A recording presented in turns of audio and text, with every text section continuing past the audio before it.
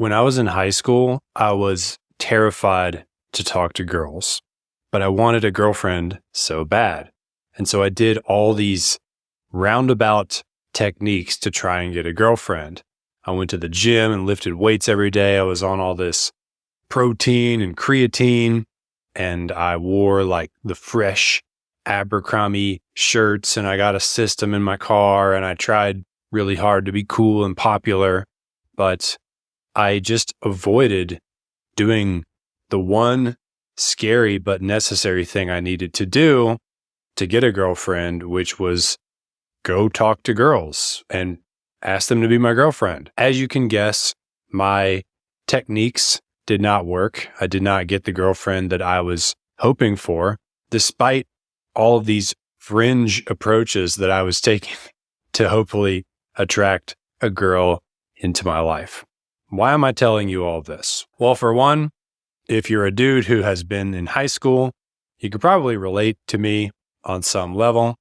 But really, the reason why I'm telling you this story is because there are so many creators and coaches out there who are essentially doing the same thing that I was doing, but for their businesses. I know so many people that have so much wisdom to share, and they could really make a difference in the world, and they could build themselves a lifestyle business, but they're not actually doing the one thing they need to be doing in order to make that happen. Instead, they're on the fringe and they're just reading another book or watching another YouTube video or kicking the can down the road instead of like actually sitting down and creating a piece of content or actually reaching out to that person that could be a good first coaching client for them and just making that bold proposal to coach them.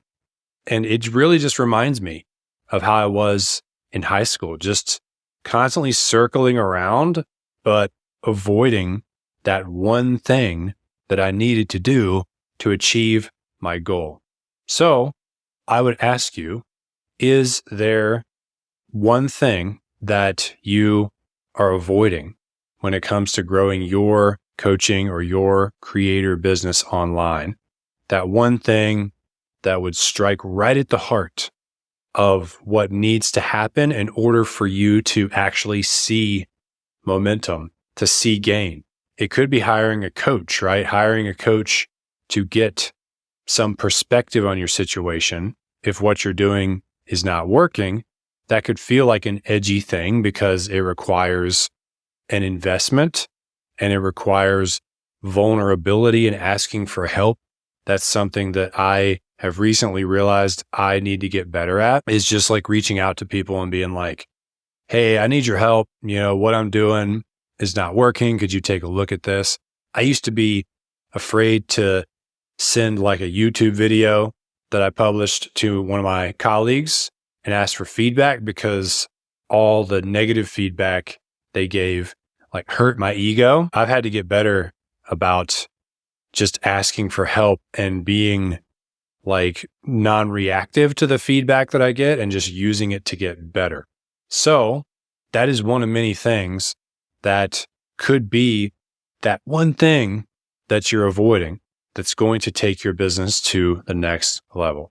Don't be me in high school, just messing around, building your funnel, starting your school group and building your website and, working on your profile pic, and all these things don't make a difference.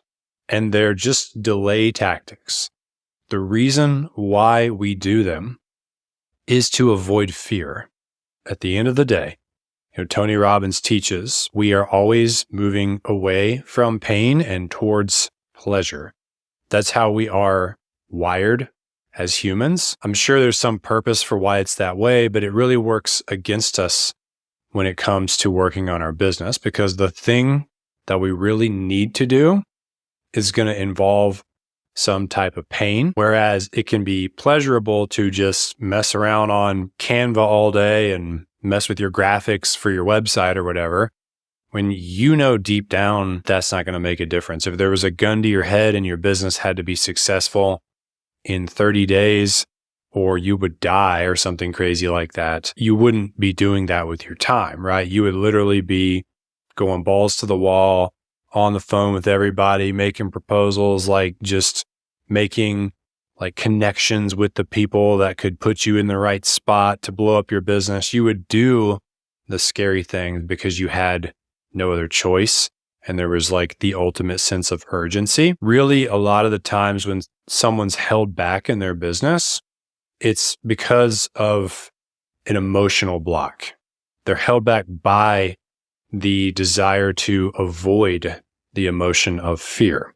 And that leads to them taking the wrong actions. And this can go on for years if you don't check it. Ask me how I know.